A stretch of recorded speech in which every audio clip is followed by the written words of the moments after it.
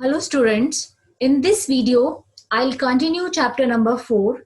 Already we had discussed the physical and chemical properties of metals and non-metals. Today we'll discuss the uses of metals. Few of the metals are there which are very useful in different ways. So different metals I will discuss here, that how that metal and where that metals are used. So first metal is iron. It is used for making pins, nails, nuts, bolts and different tools of machines. It's very useful in the construction of buildings, bridges, etc. You may have seen that many of the bridges and buildings are made up of iron. Second is aluminium. As it is used for making utensils, furniture, vehicles, aircraft. So it is used in making the aircrafts. So the reason is aluminium is lighter metal. That's why it is used to make various parts of aircraft. One more is there, copper. So it's very common metal. Copper is used for making wires, vessels, electric gadgets, etc. Gold and silver, you already know about it, that this is used for make jewelry, coins, medals, etc. One more is there, platinum, that is again used for making the jewelry. So about sodium, you have learnt already. Sodium is the compounds of sodium are used as a common salt, chemicals, etc. One more is there, calcium. So the compounds of calcium are used for making cement, glass, etc. So children, these are the metals which are very useful and which are used for the different purposes. Different metals are there and they are used for the different purposes. Next comes the uses of few non-metals. Already we had discussed sulfur, oxygen, nitrogen, hydrogen, chlorine, iodine. These are few of the non-metals. Sulfur is used for making sulfuric acids, salts of metals, etc. Oxygen, that is a gas which is used for the respiration and burning of the fuels. So this is known as a life gas.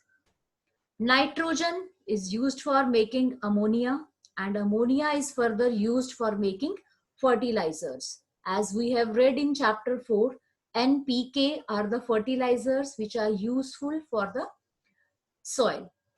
Hydrogen is used for making ammonia, which is used for making again fertilizers used as a fuel in rockets, etc.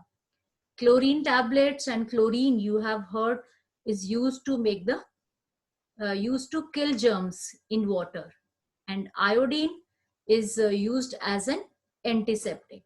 So these are the few of the non-metals which we have discussed here. So I think now you are able to understand that what are the different metals and non-metals. What are the uses of metals and non-metals? So children, you have heard a word noble metals.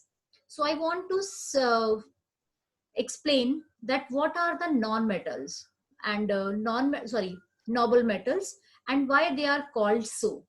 Few of the metals are here like gold, silver, platinum. They retain their luster. They do not react with the air, water or acid. These are known as noble metal. You have seen that we used to wear, your mom and the ladies or women, they used to wear the jewelry which is made up of gold, silver, platinum, because they do not react with air and water. So one thing more is there, gold dissolve in aqua regia. So aqua regia is a mixture of nitric acid and hydrochloric acid in the ratio 1:3. So these are the noble metals, means which do not react with the air and water. Next comes corrosion.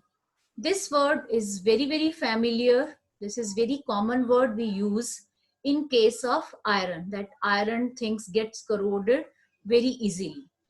The surface of some metals get corroded when exposed to moist air for a longer time. That process is known as corrosion.